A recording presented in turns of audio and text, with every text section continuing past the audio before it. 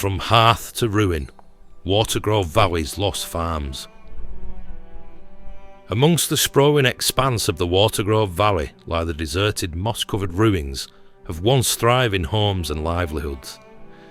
Now nothing more than scattered piles of crumbling stone, these remnants provided warmth and sanctuary, shelter for generations who carved a living from this harsh yet beautiful land. Strong and sturdy walls once alive with the murmur of daily life, echoes of laughter, conversation, the cry of a newborn or the solemn silence of morning, now reduced to weather-beaten piles of rock amongst the grassy tussock of this unforgiving landscape. Untold numbers of people over the years have been intrigued by the stories of the drowned village beneath the cold waters of the Watergrove reservoir. But beyond the well-known tale of the submerged hamlet which had stood since the 17th century, there lies a quieter, lesser-known tragedy: the erasure of dozens of farms, crofts and cottages scattered throughout the surrounding hills. These were not merely buildings, but the lifeblood of a once resilient community of around 300 men, women and children. Lives woven tightly into the fabric of the moorland, now long since vanished. As Rochdale's demand for water grew in the early 20th century, the decision was made. Every dwelling in the watershed would be vacated and erased. The land was condemned, homes dynamited and livestock sold or destroyed. Defying dignity, not a single person or animal was permitted to remain, for fear that their presence might pollute the purity of the reservoir's supply. Centuries of occupation were swept away in the name of progress. Though nature has done much to reclaim the land, the traces of those settlements remain. Lichen-covered gateposts still stand strong, but now guard nothing. Lintels lie broken where doorways once welcomed weary farmers home after a long day tending their flocks and fields. Dry stone walls, now collapsed and overgrown, sketch faint outlines of past boundaries, hinting at a once-ordered patchwork of agriculture and kinship. But many of these sites have slipped from easy access. The cart tracks and narrow roads that once led to them are lost to memory, submerged beneath peat and bramble. Reaching them today demands stamina and determination. A journey through saturated bogland, up wind-scoured ridges and across cloughs, where the only sounds are the calls of birds, the bleating of sheep and the whisper of wind through rustling grasses. And yet for those who make the effort, the reward is humbling. To stand amongst these ruins is to step into the echo of a forgotten world. It's sobering to reflect that entire lifetimes were lived here. Children were born in these cottages, birthdays, Christmases. Couples married by the firelight, and elders passed in their sleep surrounded by the familiar sounds of the moor. All of it wiped clean by the slow sweep of bureaucracy and concrete. Today what remains is not just stone and moss, but memory and mystery. The memory of perseverance, of human grit carved into the hills, and the mystery of those lives behind the ruins, their names and their stories, the joys and their hardships. We owe these forgotten people not only our curiosity, but our respect. Their sacrifices, willing or not, helped shape the landscape we now wander. The moors of Watergrove are now silent, but they are far from empty. We begin our journey at the tip of Ramsden Road, working our way west in a clockwise direction towards the well-trodden bridleway used by the many people who visit today. Whilst most tend to loop the reservoir's perimeter, the real history and secrets of the area can only be found by venturing further into the nooks and crannies of this ancient valley. That being said, this video is intended more as a tour than a guide, and proper forward planning using maps is heartily recommended to anyone wishing to visit the ruins. Because of their location and how the farms are spread out in the fields, it's impossible to reach each site without leaving the designated path. The vast network of narrow roads that once linked the entire area are all now virtually impassable. We'll be visiting the 42 farms and homesteads roughly as we come across them, frequently going off track, heading up slopes and hills and then back down into the valley. We will culminate at the eastern side of the reservoir at the Watergrove Memory Wall. Many people occupied these properties over the years, and family names frequently reoccur in various censuses, showing lineages and descendants throughout the area, stretching far back through the decades. A lot of the buildings we will visit were built long ago, some in the 1600s up to 400 years ago, so records, details and especially photographs are extremely scarce but featured wherever possible.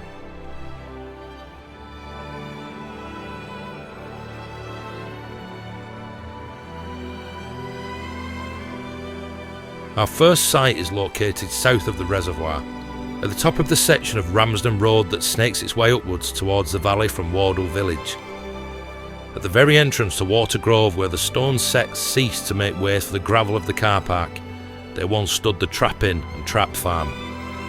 The pub with its 2 attached cottages and a shop was on the left side of the road, with barns and outbuildings directly across on the right. According to the Lee Directory of 1819, the pub was originally named the Blue Ball and was ran by a lady named Anne Walton. At the time of the 1841 census, the first to include the names of individuals within households, and Mr. James Walton was now the landlord. Some 40 years later, in the 1881 census, John Walton, presumably the son of Anne and James, was the last of this line of family to run the pub. Today, very little remains to suggest such buildings ever existed here, other than a small section of wall, possibly from the pub, hidden in the undergrowth to the left of the road, and the occasional brick or worked stone embedded in the soil. Nothing can now be found of the farm opposite. The building remained for many years after the reservoir's construction, and in its dilapidated form, the farm even featured in a well-known BBC children's programme called Look and Read, in a series entitled Joe and the Sheep Rustlers, which was filmed in 1972.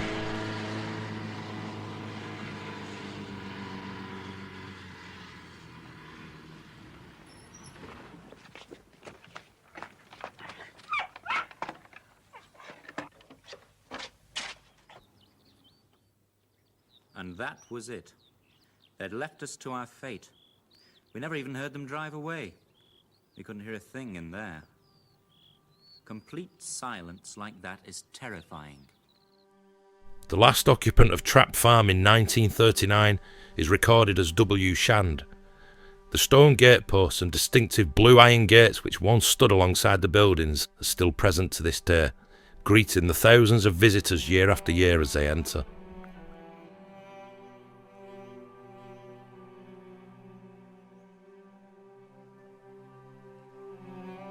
To the west and heading north up Lower House Lane was Lower House Farm, situated on the right-hand side of this old road. According to multiple date stones salvaged from the area, parts of the complex were built in 1699, 1719 and also 1723, which was engraved on the stone embedded above the front door. It was owned by the Mills family and was a considerable homestead in its time, with several buildings and barns. This ruin has now been all but swallowed up by nature. Whatever stone wasn't harvested and repurposed now lies in piles under dense, strangling vegetation, and is easier to locate in colder months when the undergrowth dies back. Only the time-worn grey stone gatepost and rusted iron gate give any clues as to the structures that once existed here all those years ago. A Miss Dorothy Alice Mills was listed as the last tenant at Lower House, and she left the farm in January of 1937. The property was still standing in the mid-1970s, as shown in this sketch by local artist Dave Gooch.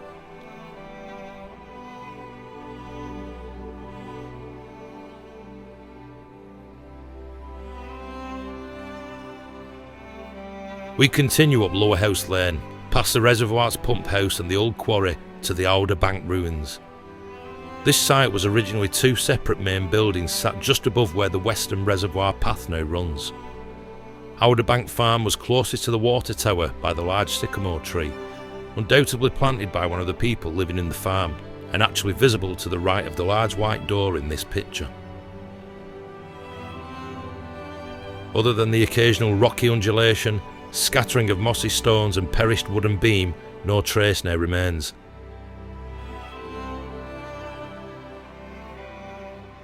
Alder Bank was located a touch further north within the now wooded area, and today is nothing more than a grassy mound consisting of bricks and stones sat in a small glade. A rummage in the grass quickly unearths a lintel and a fragment of an old sink. more stone remnants can be found on the outskirts of the site within the leafy undergrowth. 2 date stones, one from 1779 and the other from 1889, were tied to these properties, with the farm probably being the oldest of the two. Both buildings shared the same name as the nearby street off Ramsden Road in Wardle, and also Ouderbank Mill, which was located in the now drowned village. Hugh Stork was the final tenant at Ouderbank, and George Frederick Wood and his 3 daughters were the last inhabitants of Ouderbank Farm, before the compulsory buyouts forced them all to leave their homes. Large amounts of stone from the vast nearby quarry was used to build the reservoir, and whilst Ouderbank was quickly demolished after Mr. Stork had left, Ouderbank Farm was used as a workshop and canteen for the many stonemasons and labourers.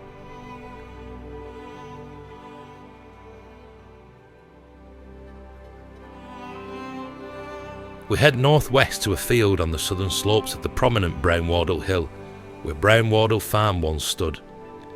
At one time an impressive and successful dairy farm, with its unmistakable copse of sycamores lining the small cart road that veers off from Hard Lane, suitably called Green Lane. It was built in 1709 by the wealthy Stock Milnes, and other date stones linked to the substantial property were from 1718, 1744, 1800 and 1900, suggesting continued alteration and expansion.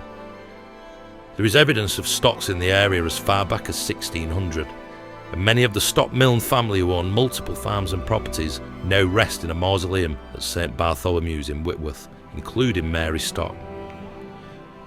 She's listed in 3 census records as living at Wardle Farm from 1851 up to 1871, where she's referred to as a shopkeeper and the proprietor of house and land. She passed away in 1880 at 82 years of age.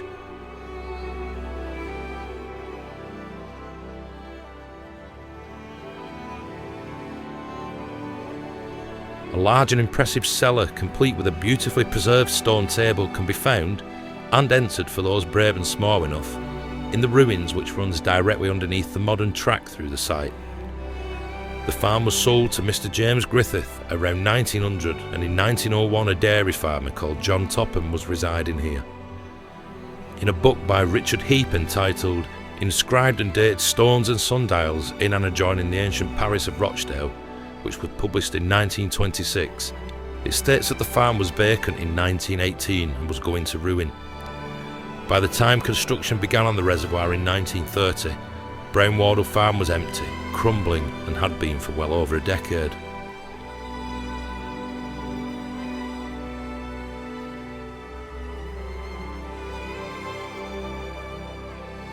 Directly north on the lower southern slopes of Wardle Hill, to the west of the reservoir, once stood Slackgate Farm. Very little now remains of this building other than a rectangular impression, the occasional scattering of worked rock, and a large lintel stone on the floor. This site was linked directly to Wardle Farm by a narrow road running between the 2 locations. A well-preserved run of Thackeray Warwin can be found in the lower left-hand section of the site. These hefty gritstone slabs are widely found on the Pennine moorland and were used up to the Victorian era to keep livestock in fields, with vac being the Latin word for cow. In the 1851 census, a collier named Abraham Jackson and a stonemason called Samuel Briley were living at this property. In 1861, both of those men had left, and 5 coal miners were now residing here, no doubt working the many pits surrounding Wardle. By 1900, the farm had already been demolished, long before talk of reservoirs had even begun.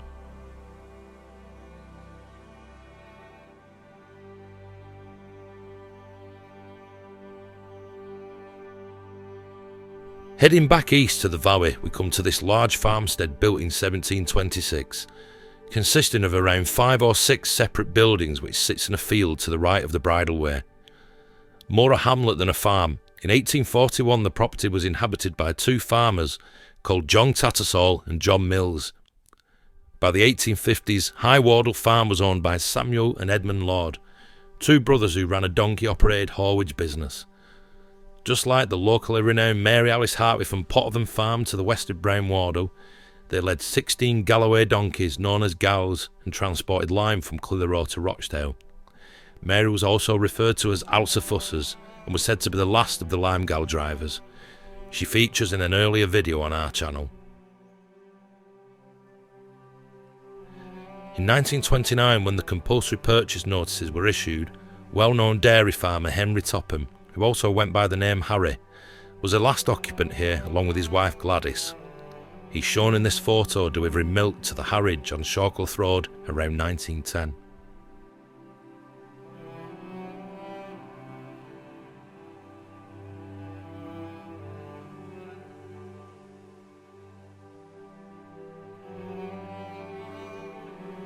Not far to the east we find Green Roads Farm. In 1841, William Jackson, a farmer, and Robert Hartley, a woolen slubber, which was a worker in a mill who fed wool into a spinning frame for further processing into yarn, were the inhabitants of Green Roads. Owned and occupied by the brothers James Wilfrid and Charles Edward Clough at the time of the buyouts in 1929, this ruin sits a touch further up the hill than Rhodes Farm in a now dense and overgrown area. The Clough brothers also owned nearby Broading.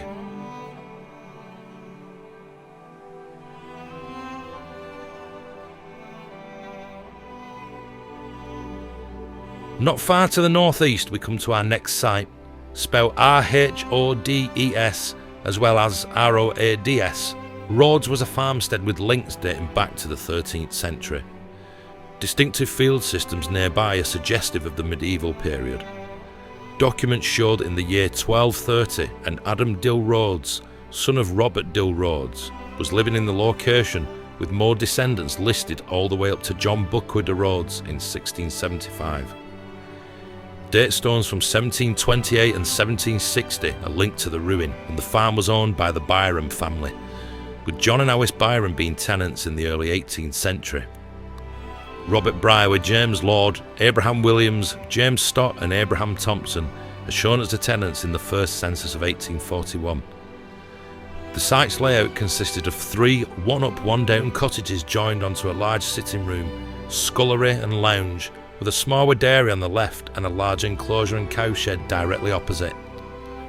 Rhodes Farm was demolished in March of 1935, and in the mid-1980s a team cleared back the overgrown rubble from the area, uncovering the foundations of the property and rebuilding original walls and features, turning the site into an attractive picnic area. A stone sink can be found in the old kitchen, and a large and well-preserved cellar could be visited for many years before the entrance was eventually sealed off. Sadly, the trees and plants are now reclaiming this historic farm once again, and a lot of the restorative work that was carried out is now being undone by the unrelenting force of nature.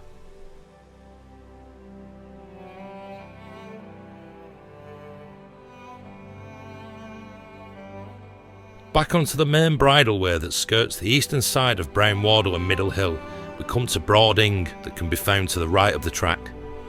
Original wooden beams, now heavily weathered and silver in appearance, litter the ruin.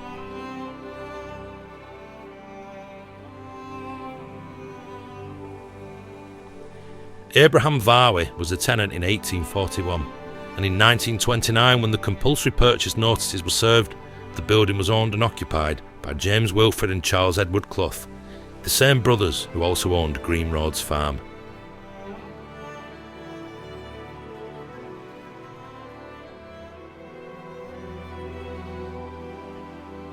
We head further up the path and then drop down to the right into a boggy and grassy field, where we find the lonely remains of Lee Farm, which was originally 2 buildings. Large sections of warring are still intact, and more beautifully aged beams lie prone amongst the steel grey stones, whilst gateposts now stand at the head of long-forgotten lanes. A labourer named Richard Stott was the occupant in 1841. Various farmers and coal miners lived here until a Mr. John Sunderland, who was the last to call this place home before demolition commenced.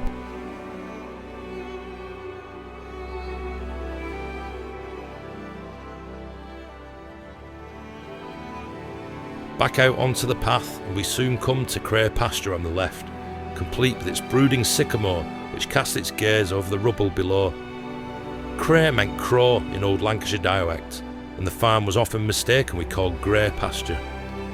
It was built in 1784, but an older building may have sat in its location or nearby as far back as the early 1600s. In the Manor Survey of 1626, John Stott owned a meadow and home known as Cry or Cray, which was given to him by Charles Stott in 1616. Robert Jackson is the tenant on the 1841 census, and Albert Collins was the last to live here before this property was erased from the landscape. According to records, an alarming amount of infants and children who lived in this farm over the years seemed to pass away at a very young age.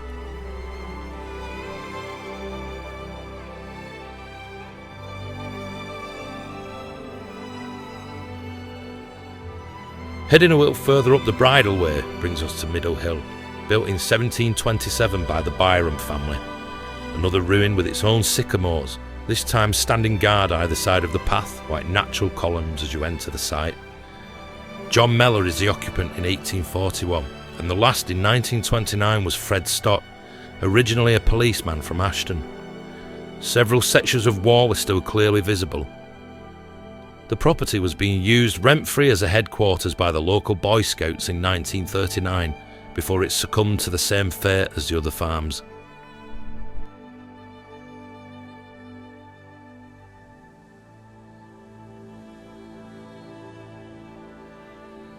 Continuing north brings us to 4 more distinctive sycamore trees which surround a substantial ruin that was originally Hades' farm.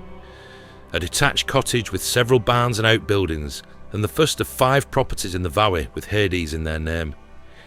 Today the Bridle Way splits at this point, taking you further into the valley to the right through what would have been the farm grounds, or left to reach the upper slopes of Middle Hill and beyond. Thomas Howarth, a farmer, James Coop, a coal miner, and Robert Chadwick, a fuller, were living here at the time of the first true census in 1841. It was last tenanted by a Mr. James Edward Davenport.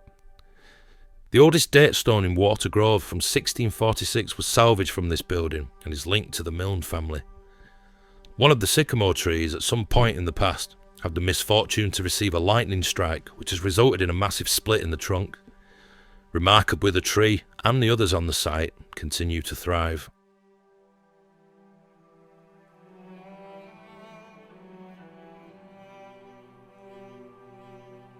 West of Hades Farm we find Middle Hill Barn, located high up in a field on the southern slope of Middle Hill. Lintels remain protruding from the mounds of fallen stone, and recesses within the wall for holding lamps or candles can still be seen. A coal miner named Thomas Mellor seems to have been the last tenant in 1851, and the property had vanished from subsequent records and maps by the latter part of the 1800s. Very little is known about this site, but it's safe to assume it served as a dwelling and or a farm building, and maybe a shepherd's hut for a prolonged period of time, and was one of the valley's older buildings.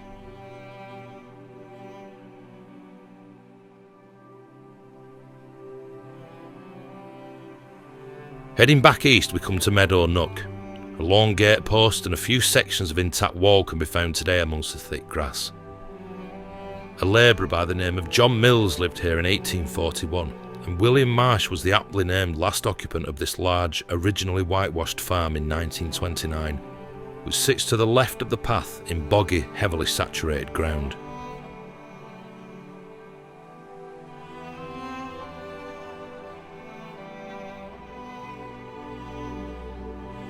Northwest of Middle Hill through the fields above the valley we find the remnants of what was originally 2 attached cottages nestled directly under the hill. James Unsworth, a labourer, and a cotton weaver named Thomas Hayworth were residing here at Sheepcote in 1841. 10 years later, Abraham Howarth, a labourer at a stone quarry, seems to have been the last tenant of one of the buildings, and all records then cease. A beautiful row of sycamores line the sunken overgrown road that led to the properties. These old cottages had already vanished from subsequent maps by the late 1880s, decades before the reservoir's plans were being drawn up.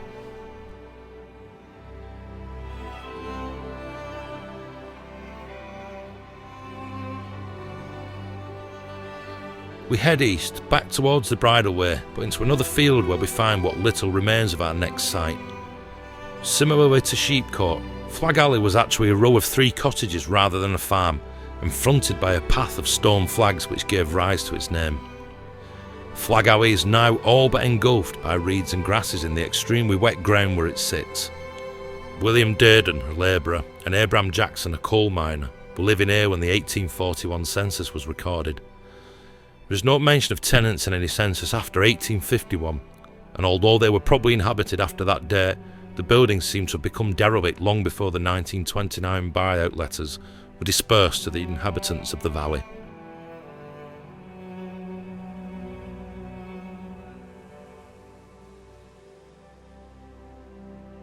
Further east, situated just off the path and built in 1728, Lower Hades Farm was tenanted by John Dearden in 1841 and Arthur Robert Jones in 1929 before the demolition.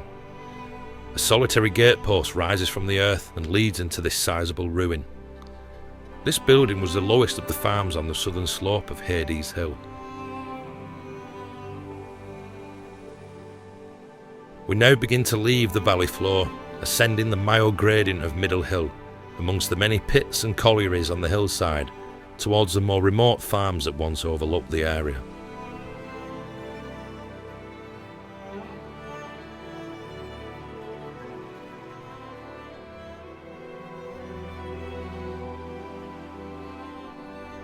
Heading northwest through the fields, we find High Hades located below an old quarry and near to Cowclough.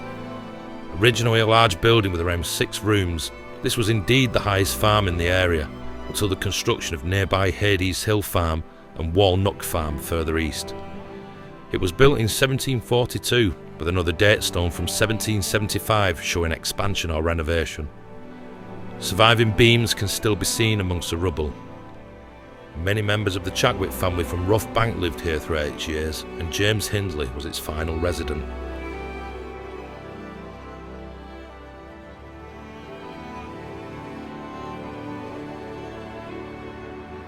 To the east, and built in 1694 by the Milne family, who married into the stock family of Brown Wardle, we find Hades Hill Farm with its distinctive lintel stood proud amongst the weathered debris.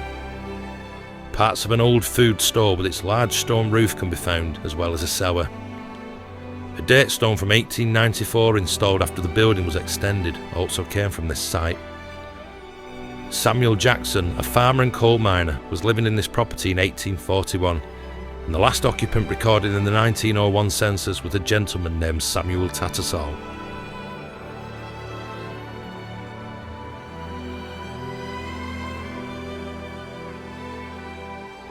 Heading northeast to the very top of the ridge, we come to Hades Hill End Farm, a bleak and windswept area with staggering views to Middle Hill, Brown Wardle, Hunger Hill and even Ruley Moor and Knowe Hill in the west.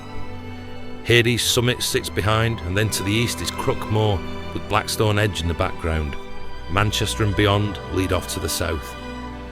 A date stone recorded as 1894 is linked to the ruin. A large food store or similar, thriving in the summer with Heart's tongue ferns, can be located at the back of the property. Robert Kendrew was the last tenant here in 1929.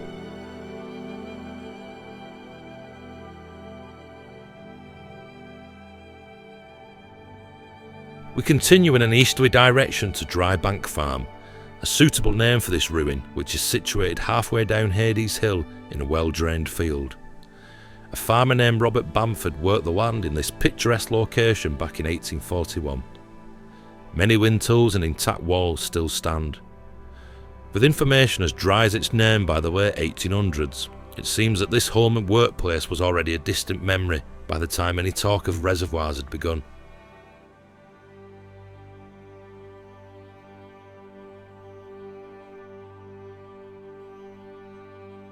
Further east, not far from the Bronze Age burial mound that once contained the remains of the Lady of Hades, as featured in our Ancient Burials video, exposed and sat almost at the top of Rough Hill, we find Walnock. This site overlooks the disused Walnock Colliery and Higher Slack Brook, whose waters continue to fill the reservoir far below. The well-preserved ruin with intact beams and walls shares some of the same stunning views as Hades Hill End Farm. Anne Hayworth was farming here in 1841, and a labourer named Abraham Hearth was also living on the premises, and Samuel Hoyle, a coal miner, is the last known occupant in 1901. Walnock is the last of the ruins that sit in elevated locations above the valley. One can only wonder what the landscape would have looked like to the inhabitants of these upper slopes upon throwing open their front doors early on a warm summer's morning hundreds of years ago.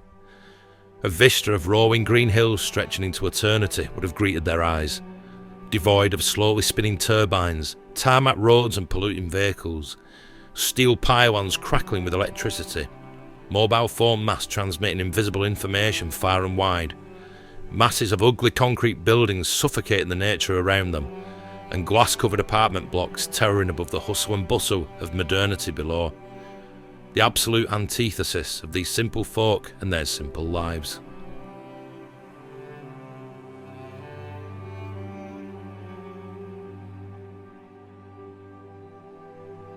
We head south, back down into the valley to a very popular and easily accessible ruin literally on the bridle way. Higher Slack was home to the Richardson family, who moved here from Wardle village in 1927. William and Mary and their 9 children were the occupants of this large farm, although in the 1930s this number increased to 13 when an elderly aunt and uncle came to stay due to being made homeless. It was an extensive property with a main house, a cottage, a barn, a ship-on or cowshed, and stables. There was a toilet block with a pigsty located on each side and a midden which served as an area to park carts. A contractor named Chris Picking carried out some work on behalf of United Utilities in 2016, alleviating the significant drainage issues that had flooded the area and rebuilding some of the walls, preserving parts of the building for many more years to come. The Richardsons, who called this place home, were the final family to leave the moorland in 1937. Their daughter Emily, as seen on this plaque, was the longest surviving member of William and Mary's children, passing away only a couple of years ago.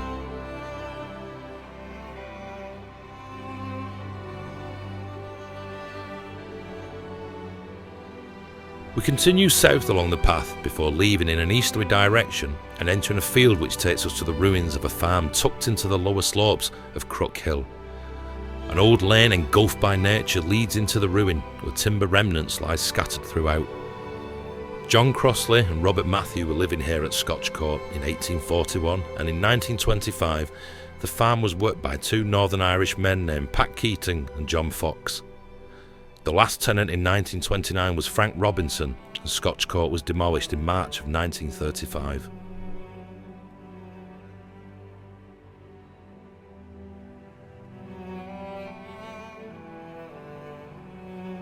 Moving southwest back to the bridleway, we come to Lower Slack, which was situated to the right of the track. In this picture, Mrs. Lord, 9th in from the left on the back row, poses for a photograph with other unknown ladies and young girls outside the building. James Crossley was farming here in 1841, and it was tenanted by Jonathan Hearth in 1929, who operated a light haulage business from the premises. This large structure originally comprised of a house adjoined to a farm building, with an arched wooden gated entrance and 2 date stones recorded as 1727 and 1729 come from the property. The Lord family lived at Lower Slack for around 4 decades, and in this picture we see Mrs. Lord stood with her daughter and son outside its whitewashed walls.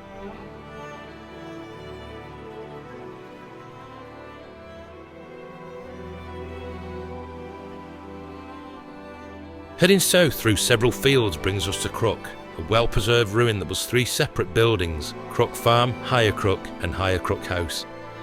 Many original beams can be found strewn throughout the rubble, as well as cellars and food stores. A lone sycamore stands guard over the site, which sits on the upper slopes of Crook Hill. Thomas Hullows, Henry Bamford, Thomas Dearden, Abraham Wilde, James Buckley, James Hoyle and Betty Crossley were all living here in 1841. A date stone from 1732 is linked to the complex. Betty, a well-known character who was the wife of Charles Crossley and also known as Tetty Crook, lived at the farm until her death and achieved legendary status within Wardle as a proficient and skilled spinner. She lived to the ripe old age of 94. Frederick Kilpatrick and Frank Livesey were in residence here in 1929, when the buyouts were issued and Crook Farm and its associated buildings literally went out with a bang in March of 1935, as they were blown up by the Home Guard after being selected as part of army training manoeuvres carried out in the valley, as seen in this picture taken at the point of explosion.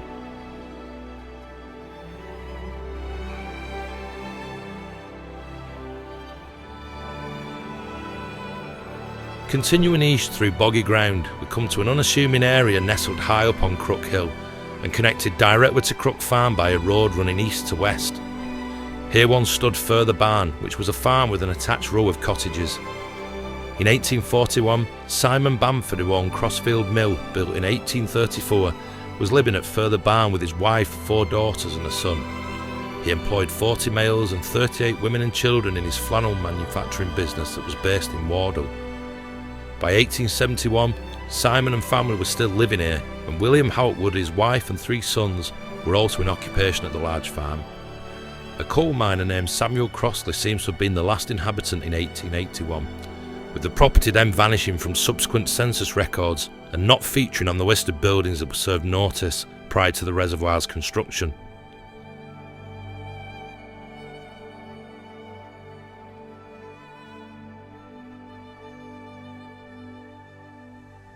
We move west across several fields to the remnants of a once thriving terraced row of farm buildings and cottages called Thimble Hall. A well-preserved food storage area or simwer, topped with a large stone, can be found at the rear of the site. A farmer named John Lord is recorded here in 1841, with many more families listed throughout the years, until William Townsend, who was solely occupying one of the cottages in 1929. A date stone from 1711 is linked to the site. Unknown gentlemen with their horses pause outside for photographs, giving an idea of the length of the terrace. Just outside the ruin, an avenue of 30 large notched upright stones can be found, which are the remains of a massive wool drying and stretching apparatus. The wool would be treated and dried here before eventually being fixed onto a loom and then weaved.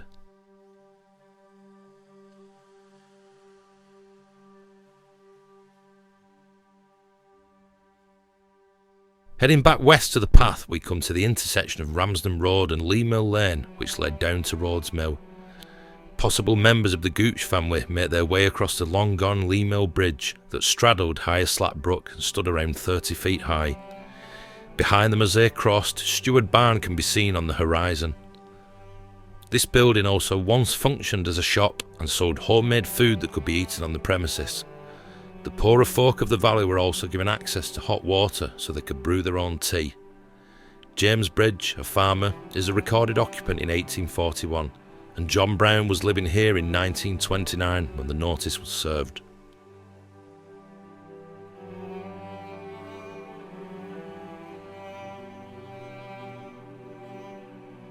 Continuing south along the Bridleway and then west into a field, we come to the scarce remains of Hayes Farm.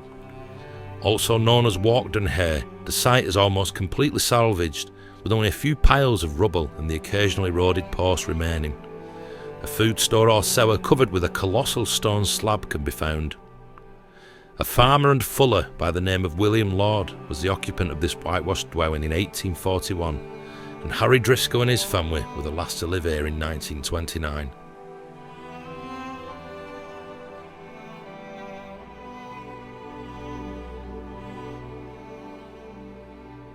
We return to the path and we push further south to a walled enclosure on our right.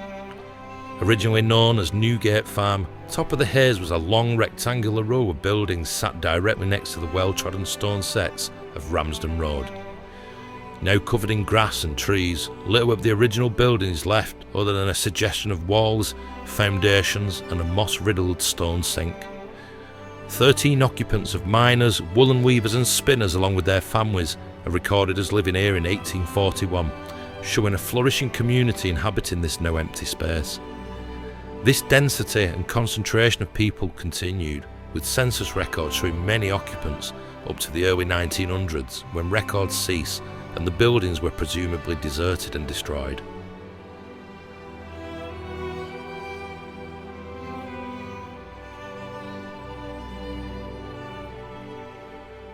Continuing south, we reach Little Town on our right.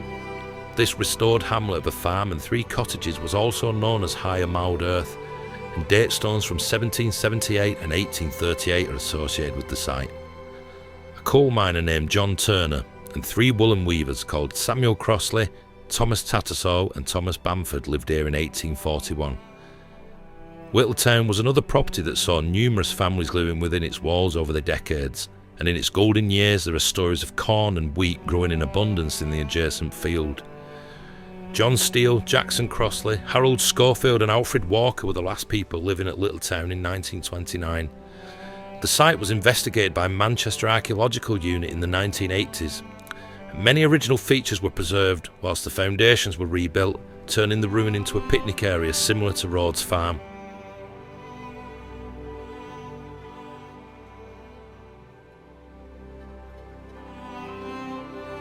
Located southwest in a usually inaccessible area close to the reservoir are the sprawling remnants of Marled Earth Farm. Named after the process of marwing, which was adding lime to poor quality soil, the fertiliser was typically carried on pack horses by the well-known Limegall drivers. It was originally in the possession of Francis Holt of Gristlehurst in 1583 and is one of the oldest inhabited sites in Watergrove. 15 families were living in the farm and numerous cottages in 1841, with many more residing here over the years. William Green, Sarah Elizabeth Mason, John Huntington and Henry Charles were the occupants in 1929, and only a H. Sheridan and W. Green were still living in the cottages in 1939. In 1835, a Methodist association was established in the valley, and without a true church, services were held here as well as at Higher Dobbin, mentioned later in the video.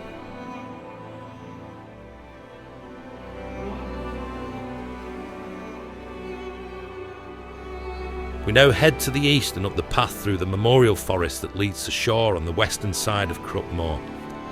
In this picture we see the Dayden family standing in their vegetable garden. Very few traces remain of this once thriving farmstead, other than sporadic stones in the earth and a heavily overgrown road curving around the perimeter of the site from the main track. During the reign of Charles I and before the Methodist movement took over the valley, Anabaptists would hold services here in a makeshift chapel within a barn. In 1925, the Dayden family were living here as well as the Hamer brothers, who delivered milk from a horse and cart. Harry and Ammon Hamer were ultimately the final tenants when notice was served in 1929. This picture taken in 1905 shows members of the Daydens, with Frank Dayden to the left by the wall and Harry Dayden sat on the horse. John Dayden is the adult, with Fred Dayden, who sadly died quite young, on the right with folded arms.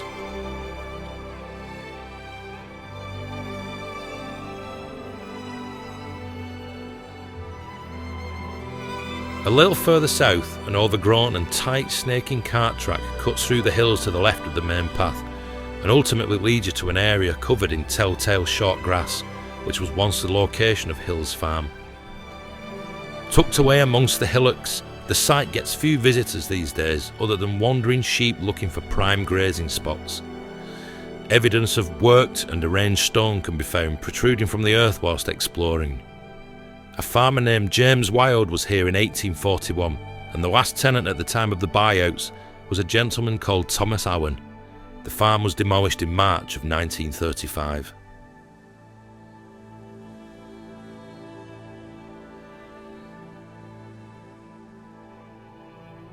Back out onto the path and continuing south, we come to Whitlaw Stile on the left. Nothing but a large square area of undulating short green grass, reminiscent of a well-tended fairway, now remain at this location. Sporadic stones puncture the soil where the building once stood. Also referred to as Willow Stile, it is situated right next to a modern steel gate on the bridleway that leads to shore. A woolen weaver named Robert Butterworth was living here when the census of 1841 was taken, and it seems a family by the name of Hamer were the last occupants in the late 1800s.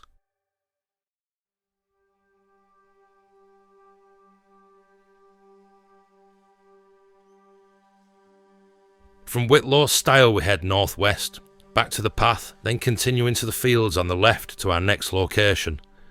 Known as High Barn earlier in the 1800s, this is another site that goes unnoticed by the few walkers who now pass by. A large patch of short grass within a rectangular depression, a gatepost hidden in the reeds, and the occasional stone embedded in the turf is the only indication that this large building ever existed here. A farmer named George Fearbarn lived here in 1841, and Tommy Barker, a milkman, is recorded as the occupier in 1929.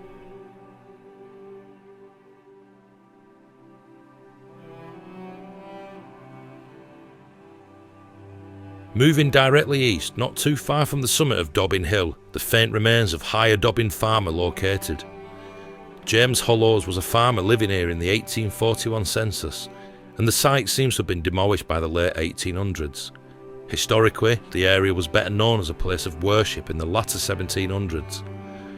Originally, a small sect of Anabaptists met in the barn of nearby Bankhere. They held services, conducted adult baptisms in the cold waters of Wardle Brook, and even had their own burial ground, which is located somewhere on the hill near the ruin. In 1744, William Darnay, a travelling evangelist followed some years later by John Wesley, came into the valley and preached to the gathered crowds in a barn at Higher Dobbin, sowing the seeds of Methodism, with Wardle eventually becoming a stronghold of the Wesleyan faith. In 1835, a Methodist association was formed, and its members held services at Higher Dobbin, Hearth, and also for 17 years at Bowers Row in the now drowned village. This lasted until 1852, when a chapel, which became known as Watergrove United Methodist Free Church, was opened on Ramsden Road. John Leach, who was born at Higher Dobbin in 1736, became the reverend of the church.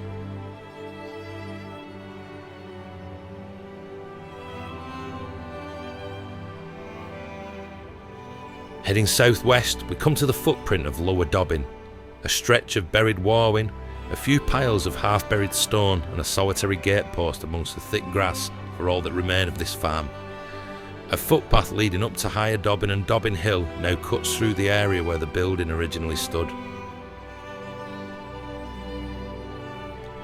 Robert Stott was farming here at the time of the 1841 census, and Thomas Edward Williams was the owner-occupier in 1929.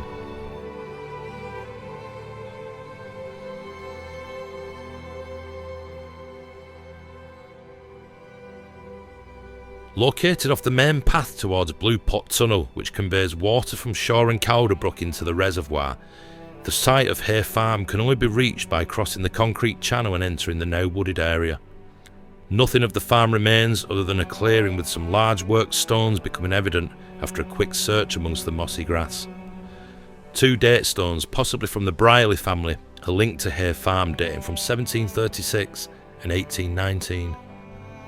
Mary and Thomas Clegg were living here in 1841, and Elizabeth Ellen Kenyon was the occupant at the time of the buyouts.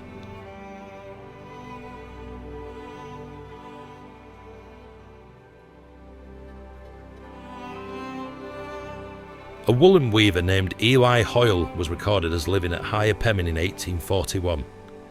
A date stone from 1894 was linked to the house, although it is obviously much older, so it's likely from an extension. Like the Trap Inn, Higher Pemmin was also used briefly in the BBC Look and Read TV show. The hiding place we were looking for. Our sheep must be there.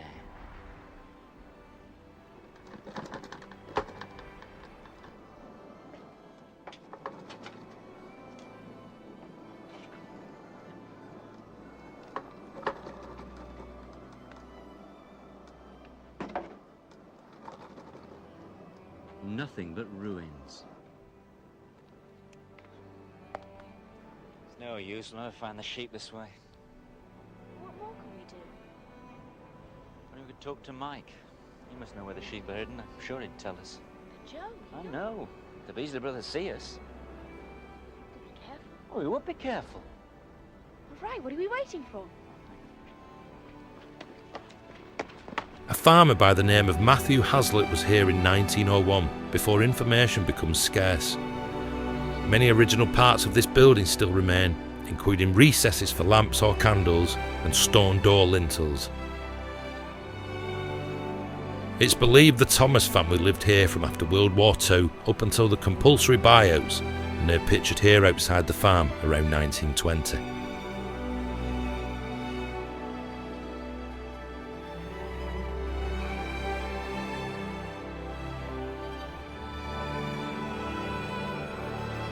The wave walk to the east of the reservoir contains date stones, mullioned windows and even sinks that were saved from the buildings in the old submerged village and several of the farms in the valley. They were then set into the wall during its construction. Thankfully, somebody had the foresight to salvage these items and preserve them into what is now known as the Watergrove Memory Wall. Unfortunately, time and the elements have not been kind to these old remnants. Some are now extremely worn, damaged and difficult to decipher.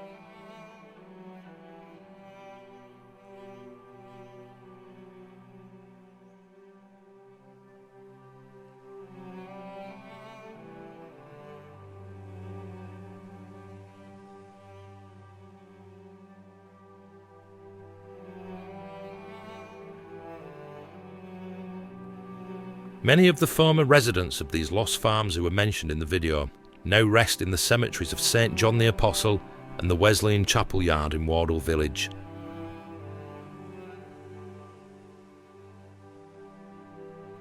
John Walton, who poured pints for the thirsty farmers and mill workers of the village at the Trap Inn. Simon Bamford of Further Barn, who provided work and security to dozens of men, women and children at his Wardle factory. And old Betty Crossley, known affectionately as Tetty Crook, the Gradely spinner in Old Lancashire dialect, renowned for her skill on the spinning wheel at Crook Farm. Real people and real lives who lived out their years in these heaps of eroded stones. Although all the former inhabitants of the valley are now nothing but forgotten names intricately carved into crumbling memorials, their memory lingers in every ruin and every weather-worn stone that lies scattered across the fields and hills of this Pennine landscape. The wind still moves through empty doorways in homes where families once gathered, and the same trickling streams still cut through the valley as they did in the days when these hills rang with the sounds of daily life. If you're walking around the quieter parts of the valley today, I urge you to stop for a second. In the silence, it's easy to imagine the clatter of milk pails, the sound of hoof and wheel on cobble, the smell of smoke drifting from chimneys, and the voices of those who work the land from dawn until dusk. The farms are gone, but the land remembers, and every disintegrating wall and grass-covered threshold is a quiet reminder that life once flourished here. The stories of these hills are never truly lost, only paused, waiting to be heard again by inquisitive visitors who brave the harsh terrain and unforgiving elements to seek them out.